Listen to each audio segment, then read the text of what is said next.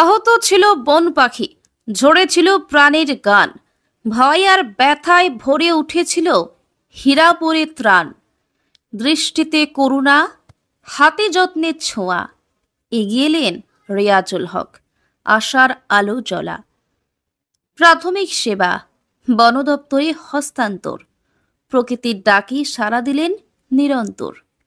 প্যাঁচার চোখে আজ ধন্য সেই ক্ষণ, যখন মানুষ রক্ষা করল প্রাণের মিলন।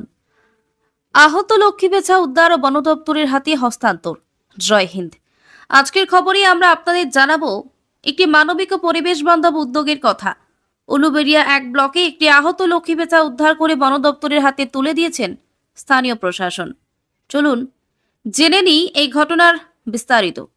হাওড়ার উলুবেড়িয়া 1 ব্লকের হীরাপুর গ্রাম পঞ্চায়েত এলাকায় একটি আহত লক্ষ্মী পেঁচা উদ্ধার করা হয়েছে। এই ঘটনায় নেতৃত্ব দিয়েছেন উলুবেড়িয়া 1 ব্লকের বিডিও এইচ.এম. রিয়াজুল হক। গ্রামবাসীরা প্রথমে আহত পেঁচাটিকে দেখতে পান এবং তৎক্ষণাৎ গ্রাম পঞ্চায়েত কর্তৃপক্ষকে খবর দেন। পঞ্চায়েতের একজন কর্মী পেঁচাটিকে উদ্ধার করে ব্লক অফিসে নিয়ে আসেন। খবর পেয়ে বিডিও শ্রী হক নিজে বিষয়টির তদারকি করেন এবং পেঁচাটির প্রাথমিক চিকিৎসার ব্যবস্থা করেন। চিকিৎসার পর বিডিও নিজে আহত পেঁচাটিকে বন দপ্তরের হাতে তুলে দেন, যাতে এটির যথাযথ চিকিৎসা ও পুনর্বাসন নিশ্চিত করা যায়। এই মানবিক উদ্যোগে তার সঙ্গে ছিলেন পঞ্চায়েত সমিতির কর্মাধ্যক্ষ মাননীয়া মুনমুন সাউ। এইচ.এম. রিয়াজুল হক বলেন, প্রাণী রক্ষা ও পরিবেশ সংরক্ষণ আমাদের সকলের দায়িত্ব। প্রশাসনের তরফে এমন উদ্যোগ ভবিষ্যতেও অব্যাহত থাকবে।